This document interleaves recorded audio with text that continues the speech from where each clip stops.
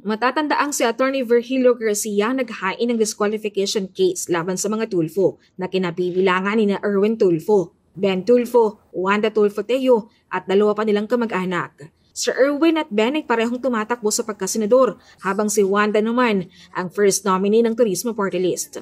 Ang mag-ina ni Senator Raffy Tulfo na kasama rin sa petisyon ay mga kandidato naman sa lokal na posisyon. Sa inilabas na kautusan ng COMELEC First Division, ipinunto nito na bigo ang petitioner na magsumite ng mahalagang dokumento kabilang ang certificates of candidacy ng mga respondent na mahalaga para maberipika ang impormasyon tungkol sa aligasyon. Dahil dito, hindi rin daw mabiberipika ng COMELEC kung naiparating sa mga respondent ang reklamo para sa pagkakataon na makasagot sila sa petisyon. Ayon kay COMELEC Chairman Atty. George Garcia, naging mabilis ang pagbasura sa petisyon dahil sa technicality. Dahil dito, hindi na raw kailangang dumaan pa sa mas malalim na deliberasyon ng kaso. So ano po ba ang pinaka-number 1 ebidensya ng isang tao ay isang kandidato? Hindi po ba yung certificate of candidacy?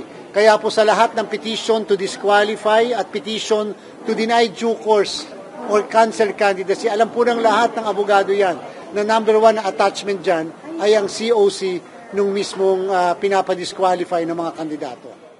Sa kabila nito, nilinaw naman ng COMELEC chief na may pagkakataon pa ang petitioner na umapila at iakyat ang kaso sa COMELEC Anbank para makapagbigay ng paliwanag kung bakit hindi ito nakapagbigay ng mga kailangang attachments.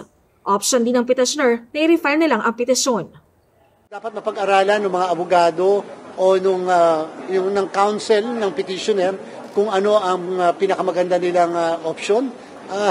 Basta sa part po ng COMELEC, ano man po yung option nila. Again, katulad din po ng iba, we are going to decide immediately on the cases. Agad namang naglabas ng pahayag si Erwin Tulfo matapos ang desisyon ng COMELEC First Division. Lubos ang kanyang pasasalamat sa naging hatol ng dibisyon, lalo na anyat mula ito sa patas at makatarungang proseso. Bagamat nalusutan ni Erwin Tulfo ang isang DQ case, may isa pa siyang disqualification case na kinaharap sa COMELEC. Matatanda ang mayroong magkahiwalay na disqualification case na isinampal laban sa kanya dahil sa issue ng kanyang citizenship, political dynasty at sa kanyang dating conviction sa kasong libel. Sa ngayon, ang kasong ito ay hawak na rin ng COMELEC First Division. Asahan nyo rin po na hopefully by the next week baka magkaroon disposisyon ang COMELEC Division.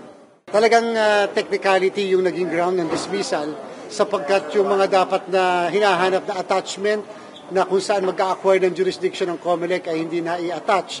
So, hindi naman nangangahulugan na permanente yung dismissal na yan. Kung ano man yung remedyo na gustong i-avail nung petitioner, nasa kanya pa rin po yan. Madami naman pong option pa na available para po sa kanya at yung mga iba pang magpipetisyon.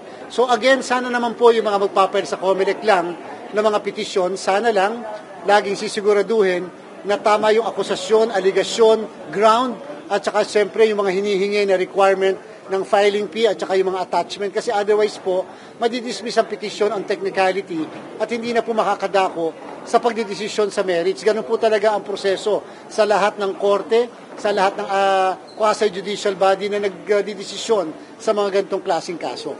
Gaano kahalaga po ba yung failure to attach COC bilang basehan sa dismissal? Kasi po pinapadisqualify bilang isang kandidato. So ano po ba ang pinaka-number 1 ebidensya ng isang tao ay isang kandidato? Hindi po ba yung certificate of candidacy? Kaya po sa lahat ng petition to disqualify at petition to deny due course or cancel candidacy, alam po ng lahat ng abogado yan na number 1 na attachment dyan ay ang COC nung mismong pinapadisqualify ng mga kandidato. Sir, sinabi rin po doon na it cannot be verified po na na-present sa mga respondents yung petition.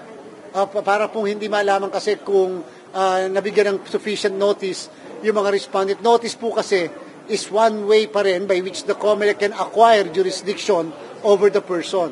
Paano po namin malalaman kung may kopya sila ng petition? Paano namin sila pasasagutin o i-issuehan ng summons? Ganong hindi pala naman sila nakakatanggap ng mismong kopya ng petition. Pag po nagpapile ng petition dito sa COMELEC, copy furnish po kaagad yung mismong respondent. Para yung respondent, bigyan man namin ng summons, alam namin na makakasagot dahil may kopya na kaagad siya nung mismong petition. So, Chair, pwede pa kumapila? Pwede naman po. Wala naman po nagbabawal sa pag-file ng motion for reconsideration. Sa komisyon, wala rin po nagbabawal na magkaroon ng refiling ng kahit na anong petisyon kung sa palagay nila ay kailangan na patibayin yung kanilang petition na na-file sa COMELEC. Bali lumalabas po, isa na lang ang pending na petition laban po doon sa iisang mga magkakapatid na iisa yung mga family name. At therefore, asahan nyo rin po na hopefully by the next week baka magkaroon ng disposisyon ang COMELEC Division. Sir, in case mag-file ng MR, yung deficiency sa unang, yung sa dinismiss na case, pwede ba i-clear? I-clear na lang. Yan po yung ating wala hindi masasagot sapagkat siyempre parte na po ang inyong lingkod sa NBank para naman hindi natin ma-prejudge yung kaso. Again, dapat mapag-aralan ng mga abogado o yung ng counsel ng petitioner kung ano ang pinakamaganda nilang option. Basta sa part po ng COMELEC, ano man po yung option nila. Again, katulad din po ng iba, we are going to decide immediately on the cases. Sir, sa rules of procedure ba, meron bang period na required yung petitioner na naibasura yung first petition to file another petition? Wala naman po. Kasi basta ang petition to file disqualification can be filed even after the election, even basta before the proclamation. So kahit po yan ay same petitioner, different petitioner, wala pong prohibition tungkol sa period before the filing of, before the proclamation.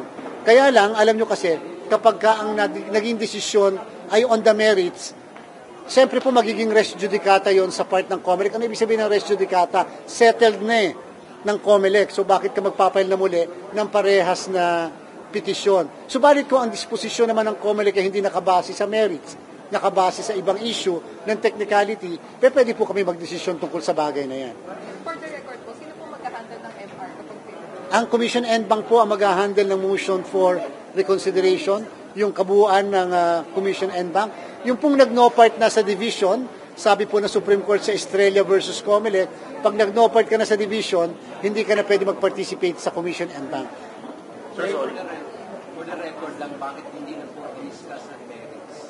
Kasi po pagka technicality, why discuss the merits kung sa technicality pa lang may problema na? Ang merits ay dinidiscuss lamang at tinatalakay kung walang issue ng technicality.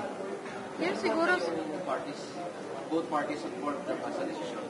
Kanina kasi basta sa COMELEC, sa amin pag nag-promulgate kami ng decision o order, kaagad na may kopya yung mga petitioner at saka respondent sa pamamagitan ng abogado nila o kung walang abogado sila. Kaya po required sa amin yung meron silang email address kasi ini-email po kaagad sa kanila. And notice by email is technically notice as required by the rules. Sir, may ilang kritiko sinasabi kung yung certification, ay yung COC ang kulang.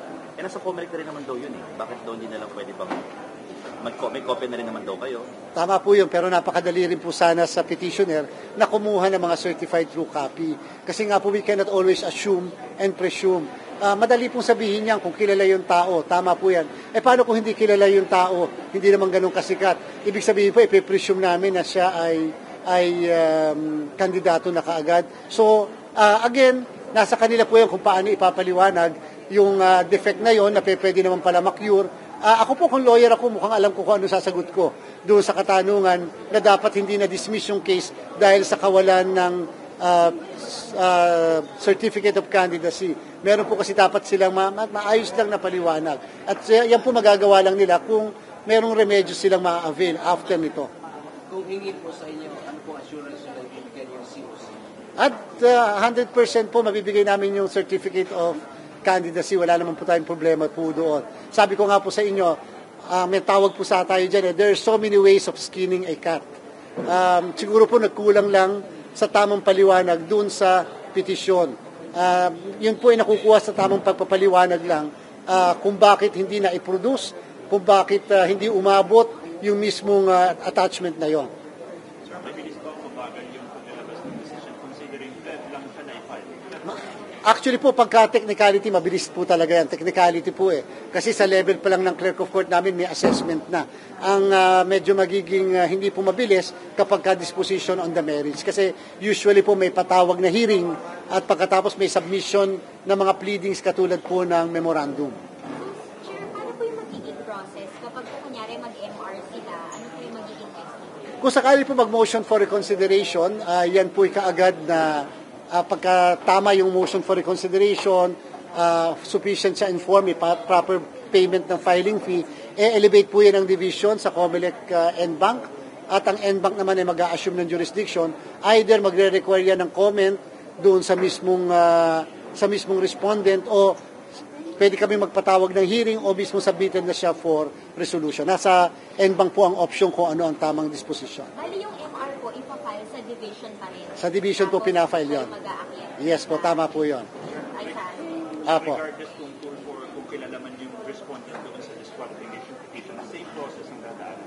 Tama po, same process po ang dadaanan din. So again, ang ating pong patagubilin lang, lalo na po may mga abogado naman na talaga nagpa-practice sa COMELEC. Hindi naman natin required na dapat election practitioner o kaya nagpa-practice sa COMELEC, pero meron po tayong existing rules.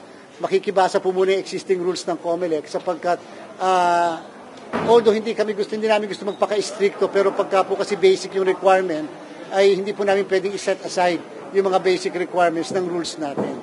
Sir, clarify lang po, ito nakita ng isang pending issue case. Is this for the national candidates for kasama yung local? Sa national candidate po. National candidate. Only against her. Yes po. Yun po yung na-file na petition nung nakaraang linggo lamang.